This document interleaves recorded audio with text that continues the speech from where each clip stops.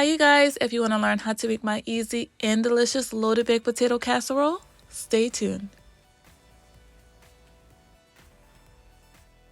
Alright, so the first thing we're going to do is slice up some bacon. I have about 7 strips of bacon here, and I'm just going to cut those into strips and move that to my stove to render that fat and make them nice and golden brown. I am going to be reserving a little bit of that bacon fat to cook our chicken in a little bit later on, but as of right now, we're going to wait until they're nice and golden brown just like this, and we're going to go ahead and remove that from our pan. I love bacon.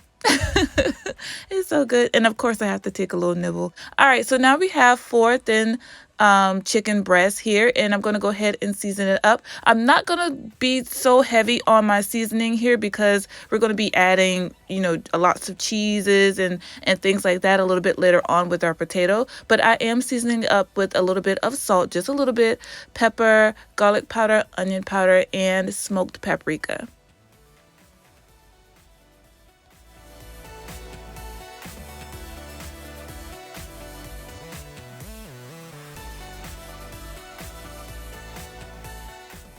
So once we get our chicken breast nice and seasoned, we're going to go ahead and add in a little bit of that bacon grease that we had earlier into the pan and go ahead and pan fry our chicken breast. So once it's done on one side, look how nice and golden brown and delicious that looks. We're going to go ahead and flip those over and cook it on the other side while our chicken is doing its thing. And we're going to go ahead and deal with our potato. I have 3 medium-sized russet potatoes that I baked in the oven for about an hour and a half until they were completely done. And so now I'm going to go ahead and just cut them open and scoop out that potato and put that into our bowl.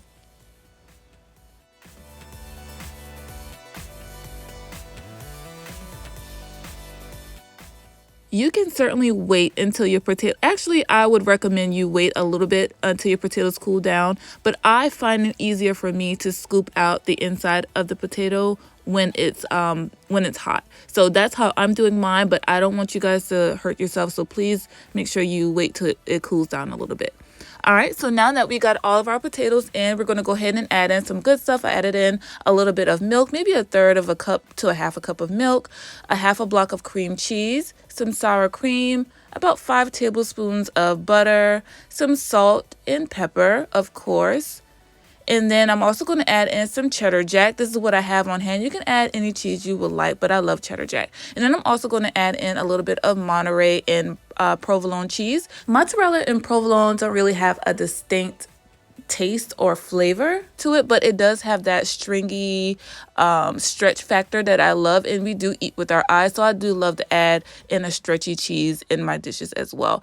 And I'm also going to be adding in some Velveeta cheese because I love the flavor of Velveeta. A lot of people don't like Velveeta, but I like it, so I'm going to add it into my mixture, and I'm going to taste it, of course, to see if I need to readjust, which I didn't. I think I added in a little bit more black pepper, and that was it.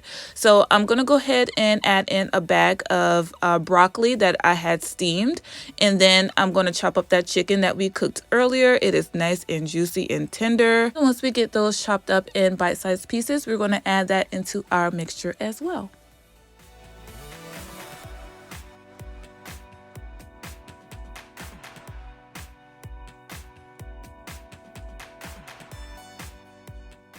All right, so we're going to go ahead and mix that in as well. And you guys will notice that I'm not like smashing my potatoes. I do want it to still have some texture to it. I want those chunks of potatoes in there. I don't want to mash it like I'm, making mashed potatoes or something. I do want that texture still in my dish. So we're going to go ahead and put that into a baking dish. And I could have used a larger size, but once I started pouring in there, I was like, I'm not taking it back out because I did not want to create another dish that I have to wash later on. Okay. So I'm going to go ahead and pop a little bit of cheese on the top, not too much. When I make a cheesy dish, I love to add a little bit of cheese on the top as well, just to create that nice golden crispy brown crust on the top that we all love. And I also added in a little bit of Parmesan cheese on the top as well, you guys. So I'll pop that into our 400-degree oven until, everything is cooked. So you're just wanting everything to get nice and brown and bubbly together. So just put it in the oven until everything is looking like this. Nice and golden brown. That bacon that we cooked earlier, we're going to go ahead and pop that on the top. And I also added in a little bit of parsley because you guys know I love to finish my dishes with parsley. And that is it, you guys. I hope you enjoyed this tutorial. Let me know what you think about it in the comments below. Y'all, this is such a guilty pleasure. It was so good. Y'all have to give this a try. I love loaded baked potatoes, but I just decided to do it a little bit differently this time and do it as a casserole style, and it came out really good. So if you guys give this a try, please make sure you come back and let me know how much you like it. Doesn't that look good?